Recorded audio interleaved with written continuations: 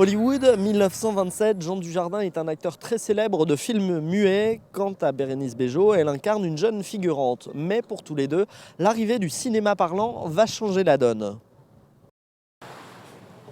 Voilà, c'est comme ça qu'on reste à la sortie de ce film, muet devant tant d'audace, puisque Michel Hazanavicius a pris le parti de tourner ce film presque intégralement en muet et en noir et blanc.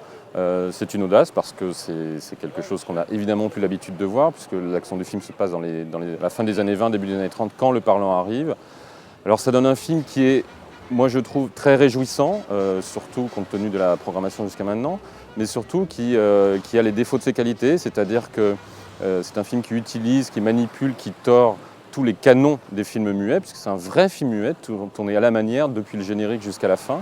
Donc évidemment, ça manque un petit peu de rythme, évidemment le scénario est un petit peu faiblard, mais on a des performances d'acteurs et notamment d'actrices, Bérénice Bejo, qui est absolument épatante. C'est pas du tout un film ringard, vieillot, rassis. C'est un film réjouissant, très émouvant, avec de très belles scènes. Quelques gags, parce que c'est quand même Michel Hazanavicius, qui est le réalisateur de OSS 117, et c'est quand même Dujardin, donc il en faut. Voilà, on a un chien qui fait un petit peu un rôle de Milou. Donc on en sort tout à fait réjoui.